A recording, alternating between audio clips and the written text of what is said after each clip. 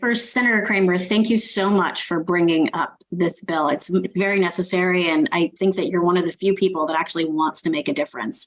So my primary reason for supporting this bill is that it would prevent the unprecedented situation involving planning board chair that Montgomery County, specifically the council, found itself in this past fall.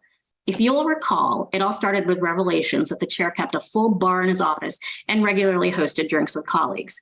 This in itself is a huge ethical violation, not simply because he had alcohol in his office, but also because of the underlying power dynamic of a superior, in this case, the CEO of the planning board, inviting members of his team to partake in these happy hours. That places the subordinates, Commissioners Verma and Rubin, in a precarious no-win situation.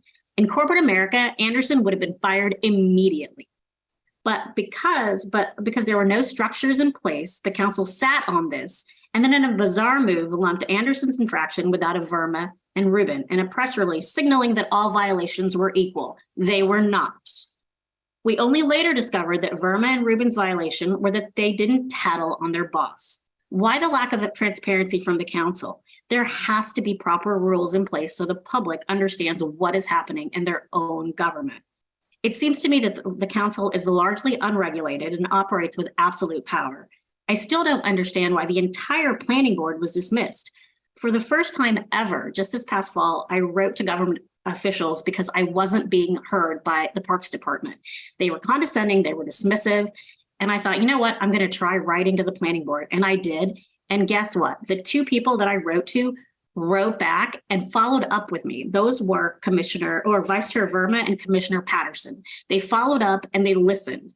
And it's to this day, I'm dumbfounded why all of them in one fell swoop were all dismissed. We really need rules in place so these kind of things don't happen. We want to know why things are happening in our own government. I don't want to hear anecdotes from, whatever. Ms. Branca, your time has expired. So if I just let you I hope this legislation prevents the council's overreach of power and lack of transparency. Thank you. We'll move on to support with amendments. We've got Partet Varma, Carol Rubin, Cheryl Gannon, and Andrea Farber. So, Mr. Verma, if you'd like to start. Good evening. For the record, I'm Partet Varma. I'm a licensed federal attorney with over 18 years of experience serving Office of Inspector Generals in various federal agencies. And most recently, I served as Vice Chair and Commissioner of the Montgomery County Planning Board for 3+ years. I support the Trust and Transparency Act of 2023 with amendments. Given what I experienced, what can only be described as a toxic work environment, it is clear that the Commission needs a revamp. 1, in order for the OIG for the Commission to be 100% independent, it is important that the Chair of the Commission not have any ability to control the direction of the OIG inspector. In its current setup, the Chair has the ability to change the work plan of the OIG inspector and influence the opening and closing of investigations. During my tenure as the Audit Committee representative, the former chair inappropriately kept 2 investigations open for the purposes of using this information at a later date. This included 2 investigations, one against a former commissioner on a state ethics violation and another against a sitting council member.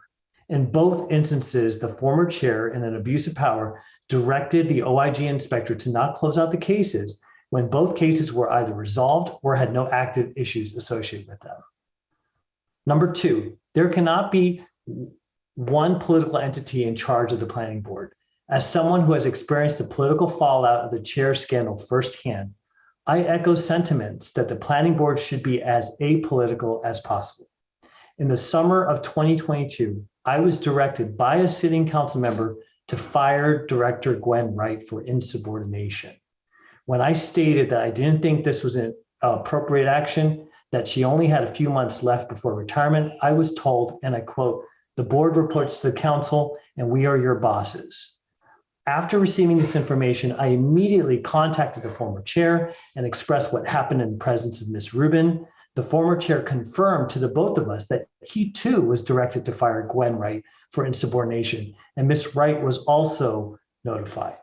While Ms. Wright was ultimately terminated due to her involvement in an active investigation that continues on today, it is not only highly inappropriate for the county council to direct planning board members based on their own personal politics or desires, but further exemplifies why reforms are needed. Many critics of this bill have made references to power grabs and politics in a way that prevents open and honest public discourse. I, along with Mr. Rubin, were also victimized with unsubstantiated claims of power grab when our memo describing sexually explicit language by the former chair was leaked to the media. For the record, this confidential memo was drafted and disseminated to the county council per their own explicit instructions. It is to be noted that once this confidential memo was distributed to the council, it was almost immediately leaked to the former chair. Finally, there has been a lot of misinformation during the past few months, and I will say that the only body authorized to review unethical behavior in this instance is the Maryland State Ethics Commission. When they make a finding of a state ethics violation, it will be published on the website, and I look forward to giving a very important update to this body when I'm legally able to do so. Thank you for your time, and I remain available to answer any questions. Thank you, Mr. Verma. Up next, we have Cheryl Rubin.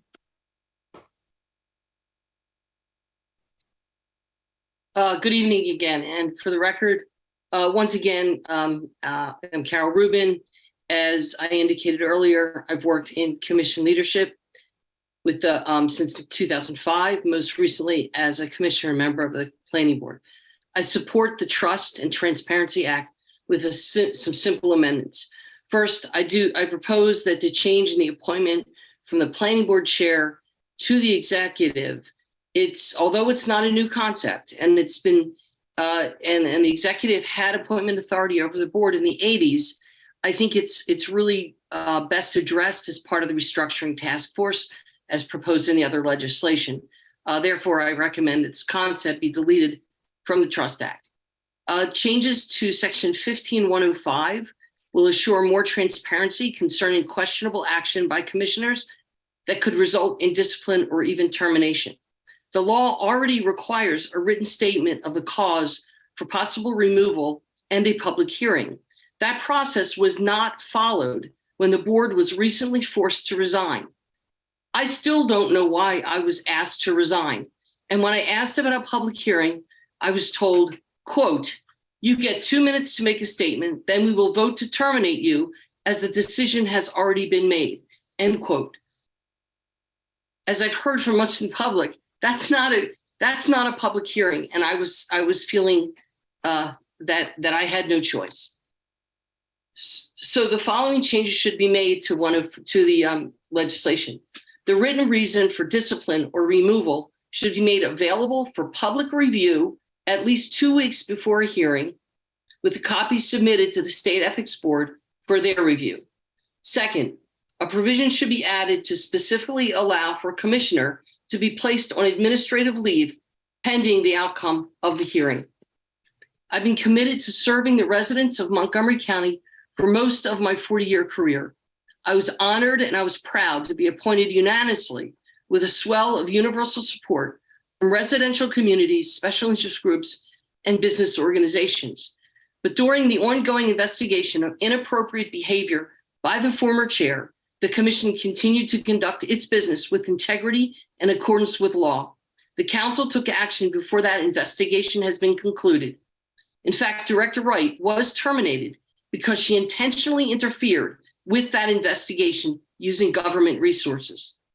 I welcome the third concept in the bill that prohibits sitting commissioners from direct involvement in political campaigns and fundraising, because the planning board was never intended to be a political body, instead providing technical advice derived from both the subject matter expertise of the staff and concerns raised by the public at its hearings.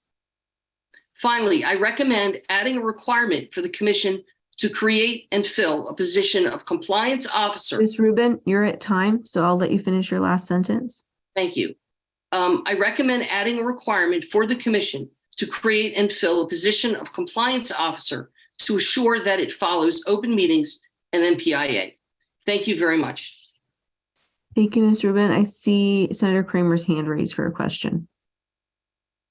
Thank you, Madam Chair. And real fast, I would just like to say thank you to Ms. Rubin and to Mr. Verma for being here this evening and for having the courage as people who have real insight on the issue to come and speak with us this evening. So thank you both for your public service and for coming before us. And I will share with you how disheartening it is to have had two very talented, dedicated public officials who were forced to resign through no fault of your own or anything you did. Mr. Verma, real fast, did I hear you say correctly that the former chair of the planning board kept open investigations that somehow tied sitting council members into where they were tied into the investigations, and by keeping these investigations open, this was leverage over the council members' heads? Do I understand that correctly? That is correct. Wow. Okay. Thank you. I think this is shocking. Colleagues, if there was ever the need to act, we're at that point in time. Thank you, Madam Chair. This is stunning, absolutely stunning. Thank you, Senator Kramer. Are there other questions for this panel? No? All right. Well, thank you all. Oh, excuse me. We have Cheryl Gannon and Amanda Farber. Excuse me. You're on this panel too. I guess I jumped the gun a little bit. So Cheryl, whenever you'd like to start. Okay, I'm here. My name is Cheryl Gannon, and I'm a resident of District 18. I urge the delegation to support this bill to improve transparency and ethics in planning board processes and provide for checks and balances. I have some suggested additions. I thank Senator Kramer for his work. I support giving the county executive power to appoint the planning chair. This is not a power grab, as some describe it, but rather power sharing. Checks and balances is a foundational practice in democratic government. Planning board decisions impact community livability, economic development, infrastructure, schools, and a host of issues that cut across county council and executive functions. It makes sense to have the two branches of government share the appointment power in furtherance of a shared vision. I suggest an amendment to restore the county executive veto authority over zoning text amendments. There is no justification for having land use bills carved out as a special exception to the veto process. This worsens the imbalance of power. It's important to know that the city of Tacoma Park and Kensington have vetoes over county ZTAs. Those council members have more authority over ZTAs than our county executive. This does not make any sense. I support measures to limit political activity by planning board members. It is in the public interest for planning board members and staff to be insulated from pressure to fundraise for elected officials and candidates, particularly those that appoint them to their position. Recently, board members were hosting and attending fundraisers, aligning with groups promoting candidates and slates, openly calling for the defeat of the county executive and other activities, including ad hominem attacks on the county executive, on candidates, and on members of the public. There are precedents for laws of this type elsewhere. New York City is one example you might want to look at. And the Federal Hatch Act has survived Supreme Court scrutiny twice. The county council is wrong that this is not an attack on the First Amendment. The bill needs additional provisions, establish penalties for failure to register as a lobbyist with MNCPPC. That law has been on the books for over a decade, and there's 5 or 6, I think there's 6 people registered to lobby. I also request that the board maintain a simple log of meetings like the White House and public agencies do. The public has a right to know your time lobbying the board. Thank you. Thank you. And Amanda Farber. Thank you. My name is Amanda Farber, and I again appreciate the opportunity to testify. In 2020, the Montgomery County Planning Department, Planning Board, and Parks, which are all part of MMCPPC, moved into a new headquarters in Wheaton. And according to the website, the design of that new building was intended to, quote, symbolize the transparency of civic process and civic mindedness of government.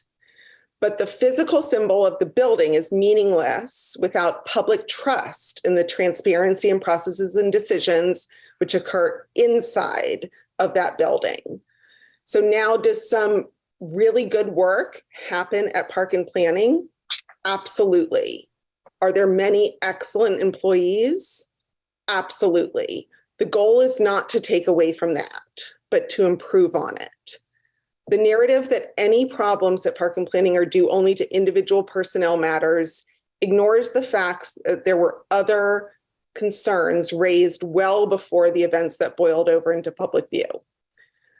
While this bill may not target all of the reforms that are needed, and there should be further considerations as to which reforms will provide the greatest impact without creating unintended consequences, it provides a valuable starting point for the discussion. I refer you to my written testimony for additional points, but I just wanted to highlight the fact that right now the role of oversight often falls on citizens. And while not specifically included in this bill, I also believe that there should be a separate review of the structure of the Montgomery Planning Board itself. You've got one full-time planning board chair position, which has been referred to as one of the most powerful and influential positions in the county. And then the remaining board members are part-time, and there are some limiting factors as to who can serve. This structure has the potential to create an unbalanced board dynamic. I thank the sponsor, Senator Kramer, for taking the initiative to put forth ideas for improvement. Ms. And I'm Farber, all ears for time. other suggestions. Can I have you finish your question or your sentence? Thank you. Thank you all. Thank you all for making it till 11:30. Thank you. Thanks. Thank you. Any questions from the delegation? No? All right. Well, thank you for your comments. We're going to move now to opposition. We have actually just a handful of folks here, I think. Brian Levine is still here. Jane Lyons Rader and Mike English, I think, are our opposition that are still left. So we'll start with Mr. Levine. Good evening again. I'm Brian Levine with the Montgomery County Chamber of Commerce. In the interest of brevity, I will only say that the Chamber is in opposition to this bill as well, 105-23, and we respectfully request that the delegation reject this proposal as well. Thank you. Thank you, Mr. Levine. We've got Jane Lyons Rader. Good evening. Jane Lyons Rader, resident District 20. I support transparency and accountability, of course, but I am especially concerned about the following proposed changes in this legislation, several of which have not been mentioned. One, giving the county executive veto power over planning commissioner appointments and requiring a unanimous vote of the council to overrule. Not even a bill requires unanimous approval of the council to overrule a veto. Two, entitling the county executive to appoint the chair. Three, the council may not remove or discipline planning board members without the approval of the county exec, and the county exec may remove or discipline planning board members with the approval of only 8 members of the council. 4, holding public hearings on each appointment. This would turn appointments into a contest of who can turn out the most people, which tend to represent older, wealthier, and white residents, such as at this public hearing. The public is currently welcome to submit letters in support or opposition of appointments. Recent issues were addressed expeditiously and sufficiently by the county council in their oversight role, and those issues would not have been prevented with this legislation. And the fact that the former board made many progressive policy decisions that some people don't like does not mean that the system is completely broken. The main point that I want to make is that diluting land use authority among a multi-person legislative body, wherein residents have 5 representatives on the county council, is more democratic than concentrating power within one executive. Land use, similar to education, is one of the most powerful policymaking areas given to local officials, and thus it is reasonable to approach its decision-making process in a different way. That's why we currently have many processes that are different from regular legislation, and those, as has been discussed, have served the county well. That doesn't mean that improvements could not continue to be made. I encourage you to reject this legislation. Thank you.